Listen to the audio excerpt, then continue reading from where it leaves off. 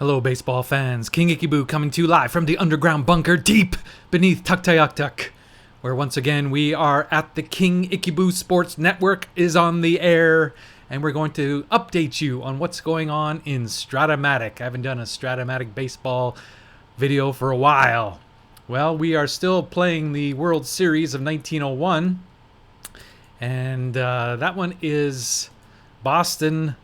The Boston Americans and the Pittsburgh Pirates without an H, and we're getting ready to play Game 6 with the underdog Americans up 3-2. And that seems to be the theme of a lot of these World Series, that the underdog is excelling. Pittsburgh was a 90-49 team, and Boston was a 79-57 team. So Pittsburgh was a significant favorite in this World Series. And I alluded to that the 1902 World Series is ready to go as well, and we have a big surprise. Well, not Pittsburgh. They won 103 games and lost only 36. This is one of the greatest teams of all time, the 1902 Pittsburgh Pirates. They are, heavy is not the word, they are monumental, massive favorites in this World Series, and they're going up against not the Tribe, not the Naps, but the Cleveland Broncos, who were 69-67 in real life, but in the replay, well, I'll go to the actual American League here, they were 84-52. We won, and I played every game with this team. And the interesting thing about this team is that at the beginning of the season, they were just total garbage. And as the season went by, they got players. They signed players like Napoleon Lajoie came partway through, like in the beginning of June, and Charlie Hickman. And they got some pitchers like Bill Bernhard, and partway through the season, and they got better and better and better. Like, look at Bernhard, 24-1. That is better than Rick Sutcliffe in 84 with his 16-1. 24-1. He came and just took the Broncos by storm, and they, as a result, they stuck around. I knew if they could just stick around at the beginning of the season when they had trash on their team, that they had a really good chance that they would get better and better as the season went on, and that's what they did. They won the American League by 10 games over the White Sox, and the real champions, the Philadelphia Athletics, they beat them by 12 games. So it was a fun replay to play as the Broncos, and now I'm looking forward to seeing what they can do against the mighty Pirates in the World Series. And now I've also played a lot of the 1903 season. And we'll start with the National League. It's very early in the National League. I've only played till probably the beginning of June. And the New York Giants, the real champions here, were the Pittsburgh Pirates again. And they're 6.5 games back. Cincinnati's ahead of them. I'm playing as the Cubs. The first year they're known as the Cubs. And they're 3 games back. And the Giants are just demolishing everybody at this point. But there's definitely top 4 versus bottom 4. As you see, the Brooklyn, they're not bad, but these teams, Philadelphia Phillies, Boston Braves, and St. Louis Cardinals, are just dog meat.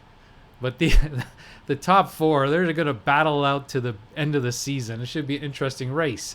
And in the American League, that's what we're going to play today. I've got a game on the way, and we're going to get there. I'm playing as, they're the Naps now. And they are just taking over where they left off in 1902. They're up 5.5 games over Philadelphia, who won the pennant that year, Philadelphia Athletics. Was it them or Boston? Boston was the one. Yes, Boston, because they went up against the Pirates, and yes, Boston won the first World Series. So Boston, they're in 5th place right now. 35-30, 6.5 games back. It's going to be a great race again in the American League. A lot of fun. Just playing these series, these old turn of the century, 20th century series are a blast to play. Dead ball. Anyway, we're going to play. I'm going to pick up where I left off in. No, that's wrong. Pick up where I left off because there's a certain reason why. I was playing this game last night at like 1 in the morning, and I said, oh, I think I've got to stop and record because, and I know we're playing in Washington, and there's no good pictures of the Washington, what's the place called? The American League Park, or whatever it's called in Washington. It's all cockeyed here. The home plate. I can't put this too small up here. I can't get everybody over. So I have to put the home plate here, and everything's a mishmash. I know, but I should have maybe fixed it for this video. But I didn't plan that the Washington, who is a horrible team, are going to ever be in a video, so I didn't bother changing it. Here's the outfield out here. The outfield is right, and the infield is right. That's first base, second base, shortstop, third, but the catcher's down here, and the pitcher's here, and the batter's here. So picture this as, you know, the battery over here, and then they're hitting this way when they're hitting. You know, it makes sense in my strange Icheboo brain. King Icheboo brain. But the reason why we are playing this game, and we're in the 9th inning, that's 8-0, it's not because it's just a no-hitter. This is a perfect game going. Bill Bernhard, who was 24-1 last year, he's not as good this year, but he is good enough to be pitching a perfect game going into the 9th inning. So I said, I only had one other perfect game, and it was recorded from start to finish on YouTube. I've talked about it. I didn't know how to promote it because I didn't want to put it in the, this is a perfect game. I guess I should have done that in the description of the video. Maybe more people watched it. But Dave Righetti, when he pitched his real no-hitter, 1983 Independence Day, 4th of July, 1983, I recorded that game, and it was a perfect game. That's the only perfect game I've ever played, and I've played thousands of these replay games. I just passed 10,000, of course, of just my project alone, and then also all the replay games, all the Strat-o-Matic games, all the out of the park games, all those years I played that. Only had one perfect game, and that was the Dave Righetti game in Skeetersoft in the project. And now here's the second. In Strat-o-Matic, we have Bill Bernhard, whose record, what is his record right now? He's a visiting team. So coming into this game, he was 10-3, 209. Not close to the 24-1 that he had in 1902, but still pretty good. He's not as good. And the thing is, he only has 4 more starts, and I don't know what happens to him. He disappears off the planet. He probably gets hurt. And that's really going to hurt the Naps' pennant hopes that their ace is going to be out in 4 more starts. It's sad to see, but before he goes, he's going out with a bang because one more half inning and you'll have a perfect game. Now, perfect games, especially in the dead ball era, were extremely, well, I imagine they were extremely rare. I think there was a few. I think Cy Young had one, and did Addie Joss have one? I have to look. But very few. Why? Because there's so many errors. When you have a shortstop with 70 E75, you're going to have a lot of errors. And he's the better. I brought him for defense. For goodness sakes. I brought him in for defense because the regular guy is one of the worst shortstops of all time. He is a 88. So I brought Klingman in for defense for this final inning. I also brought a guy, he was 125 in the outfield, and I brought in McCarthy, who's a 110 for defense. So there's so many errors, and because of that, you don't see many perfect games in the dead ball era, because one error in the perfect game is kaput. So they got the bottom of the order, and they brought in a pinch hitter to try to break up this perfect game. They brought in Gene DeMontreville, and he's going to lead off here. He's batting .254. He's over his at-bats. This should not be legal, but they are allowed to do it. I know when I try to bring in guys who are over their at-bats, it gives me warning, but it doesn't give the AI warning. I think it only gives you a warning at the beginning of the game, so to be fair. But DeMontreville, Malachi Kidrich, I just love these names of these old-time players. Malachi Kidrich is on deck, and we're probably going to see a pinch hitter for Casey Patton, the pitcher. So who could that be? Probably they got 4 guys. We got Hendricks. He's not very good.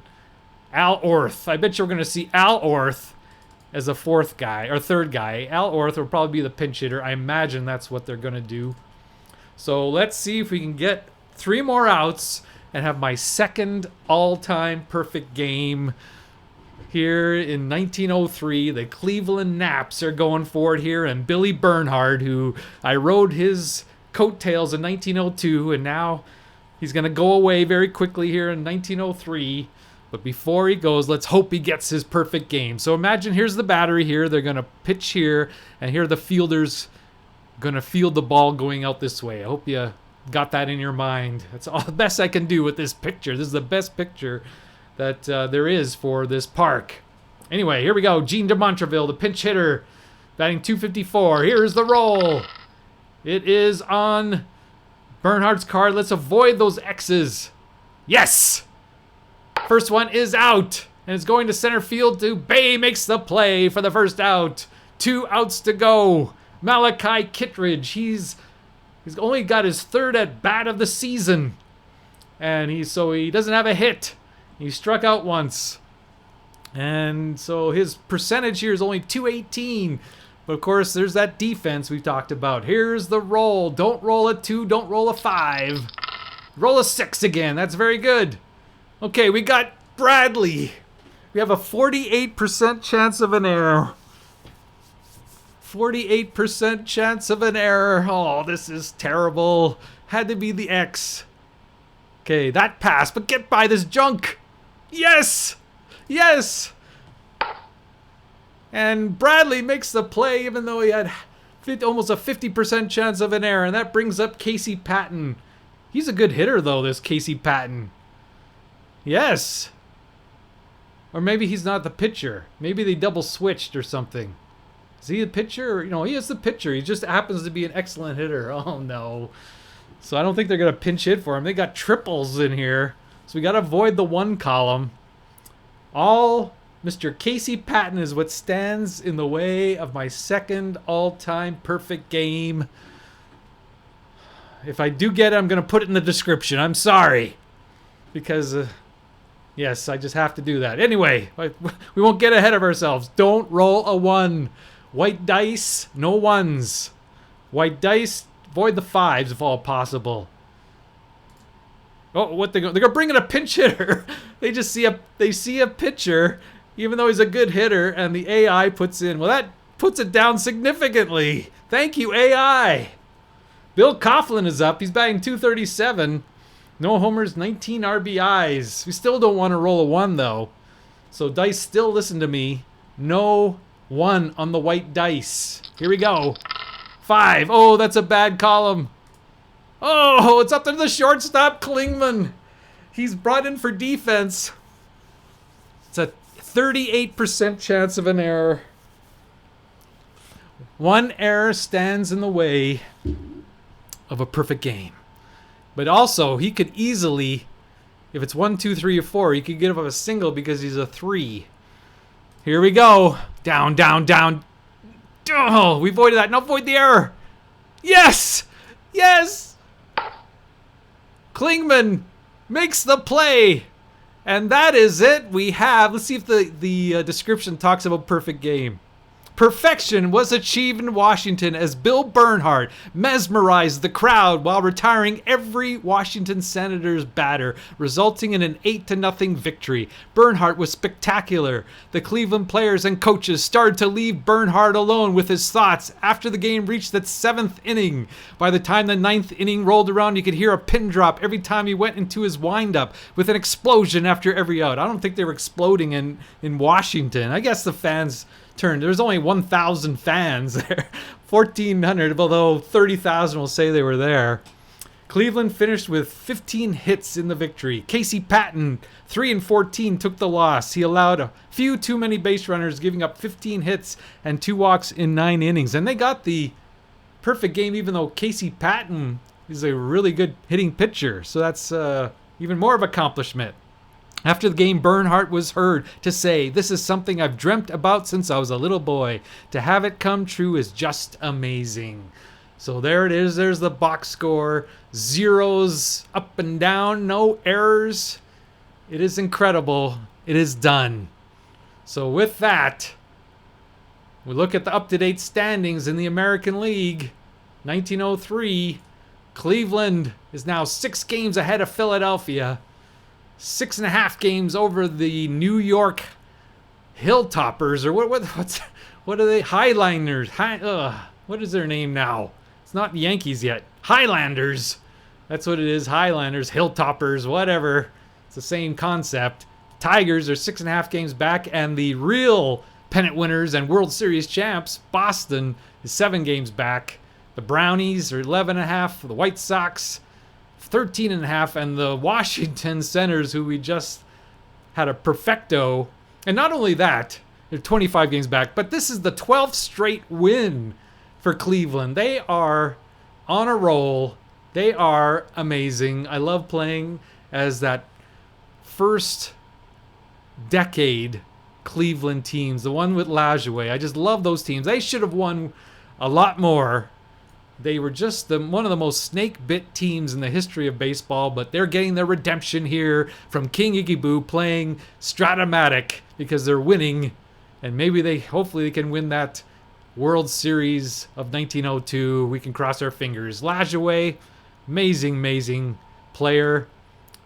Here's also Charlie Hickman, home run hitter. And they say that Charlie Hickman, if he would have played in the 20s, maybe wouldn't have been quite up there with Ruth, but he would have hit 40 home runs, maybe even 50 home runs. He had that kind of power. You know, he had 12 in dead ball era, and he had more. That was the off year for him. In this year, well, that's when he pitched. He had, 11. I'm exaggerating here, but anyway, he had great power numbers for a guy in the dead ball era. 11.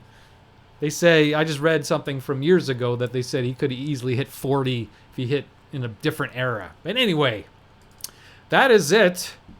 Second ever perfect game, thanks to the Cleveland Naps. So thank you for tuning in. We'll see you next time, everybody. Goodbye.